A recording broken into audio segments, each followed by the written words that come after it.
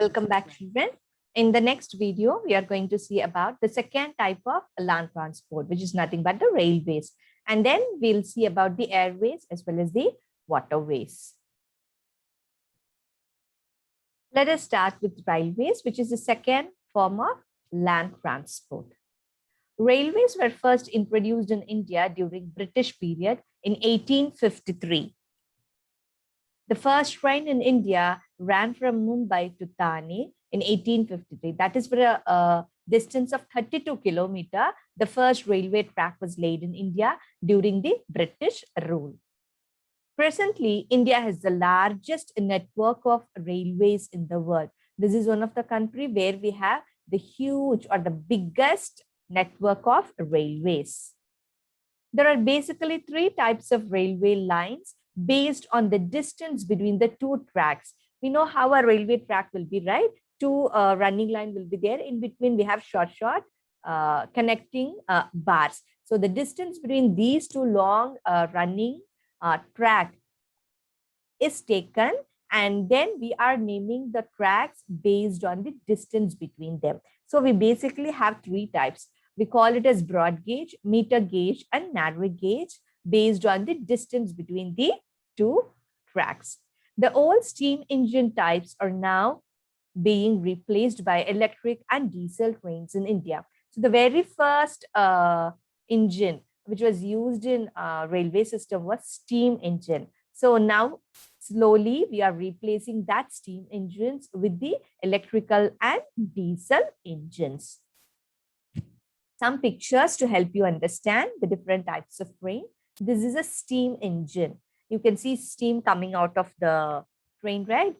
This is a type of train in which the engine uses coal and other types of fuel. They are burned, and those after burning, that heat energy is used for boiling the water, and from the water, vapor or steam will come. That steam is used for pushing the train. Okay, that type of engines are called as steam engine.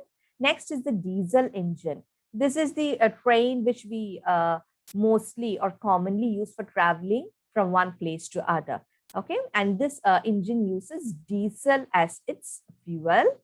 And the third type is the electric engine, where electricity is used for moving the engine. Here in this picture, you can see some connection between the train and this electric lines are running like.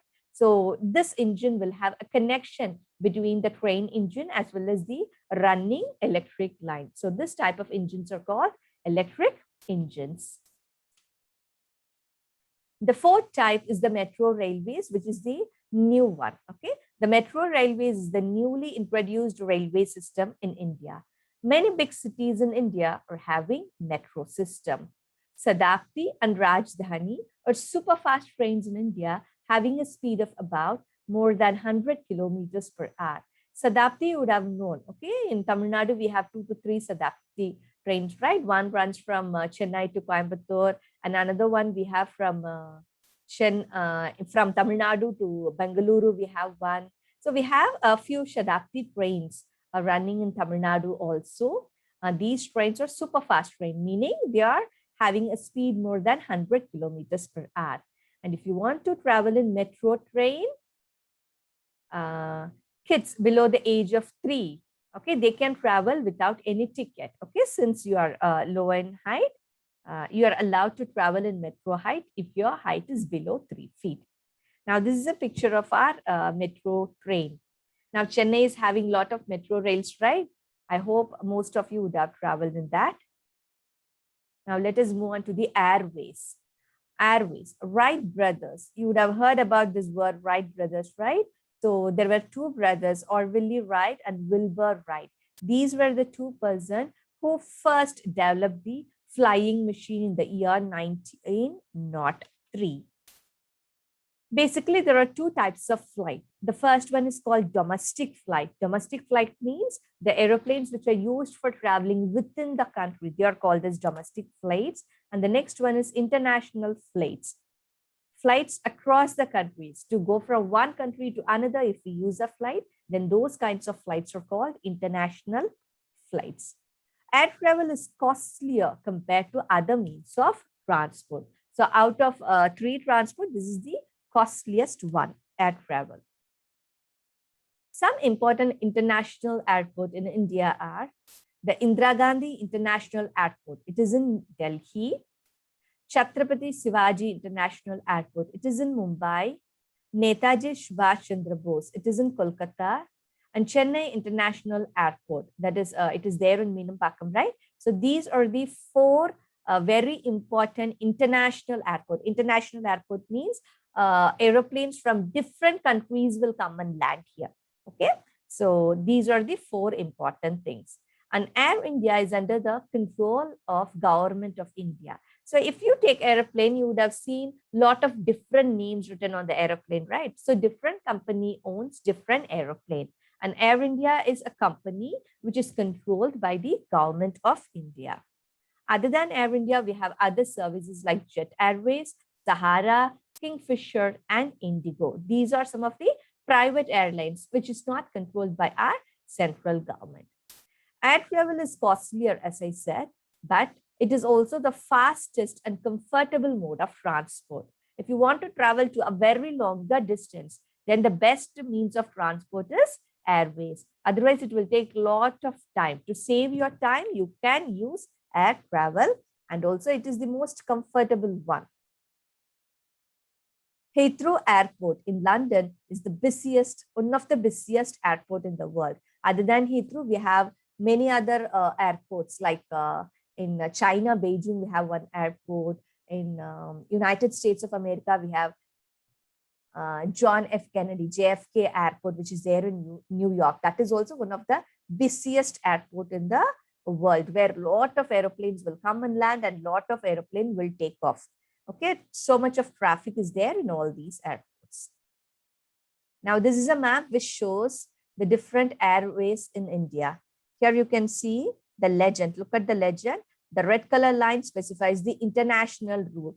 So you can very clearly see from Chennai, lot of red color lines are going to Bangkok, to Singapore or Sydney, like that. Many things are going. And then the green color is domestic route.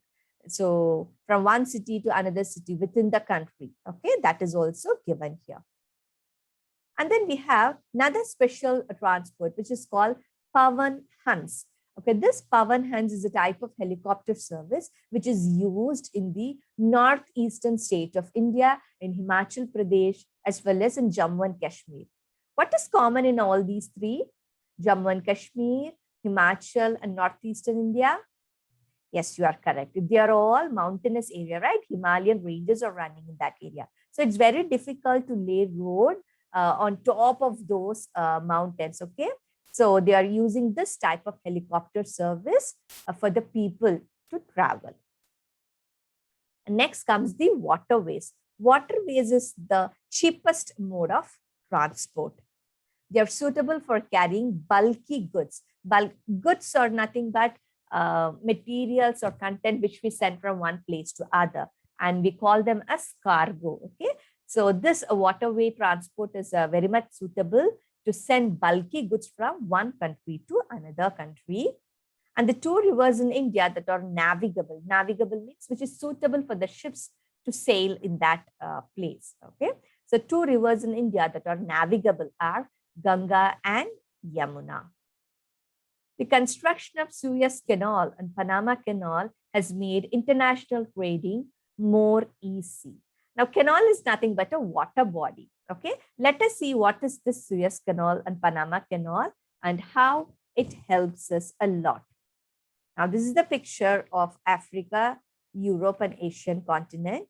You can see the place where Suez Canal is placed. Suez Canal is an artificially made waterway. Okay, it is not a natural one. It is done by the humans, made by the humans. Why? Because they wanted to connect this Mediterranean Sea. Here we have Mediterranean Sea, this Mediterranean Sea, and this is a Red Sea. They wanted to make a path between this Red Sea and Mediterranean Sea so that they could easily reach the Europe. Now look at the map. Here it is Mumbai. If we don't have this Suez Canal, we have to travel all the way from Mumbai surrounding this African continent. And like this, we have to reach London, which is a very long route. Here you can see almost 20,000 kilometers we have to travel. But once the Suez Canal was made, traveling between India and London became much cheaper and easier, because we could easily take the route from this place, and passing the Suez Canal, we can reach London. Okay, this was constructed during the year 1869. It has reduced the distance between India and Britain. So here what you have to remember is Suez Canal. It connects Mediterranean Sea and Red Sea, and it has reduced a lot of time for traveling. Next comes the Panama Canal. Now this is North American continent and South American continent. See, San Francisco and New York City, both are in North American continent. If you want to travel by water, if you want to send something from this New York City to San Francisco, huge cargo, earlier the ship has to start from this place. They have to simply pass around the South American continent. Then they have to reach San Francisco, almost 20,000 kilometers. Now what they have done, they have made an artificial path between this North American and South American continent, which is called as Panama Canal. And now the ships can very easily pass through this Panama Canal, and the distance is just 8,300 kilometers. And now this is an artificial waterway connecting the Atlantic Ocean. This is Atlantic Ocean and the Pacific Ocean. Between this and this canal is formed. Okay, so these two canals, we can say it is a boom to the human beings, because they have reduced lot of traveling distance, and because of that, lot of trading is happening. Okay, now the different seaports of India. Seaport means the ports or the places which are situated near the coastal area where the ships will come and dock. India has got many seaports which are used for trading. Some of the important ports in the west and east coastal area of India are, let us see all the names together: Kandla, Mumbai, Jawaharlal Nehru, Marmagua, New Mangalore, Kochi, Tuticorin, Chennai, Visakhapatnam, Paradeep, Kolkata, and Haldia. So these are there on the western coastal area, and these are there on the eastern coastal area. So we have this much of important. Other than this also, we have a lot of other ports, but these are some of the important ports where the ship will come and we exchange the goods. We take the goods from the ship, or we import the goods to other countries. So let us conclude the chapter.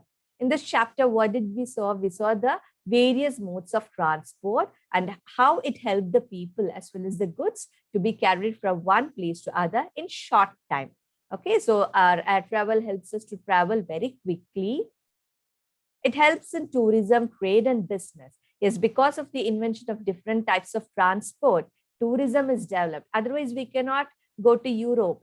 We cannot go to America. We cannot go to China for sightseeing, right? We have to simply sit in our place. But because of the advancement in the different modes of transport, tourism has boomed, and also the different types of trade and business.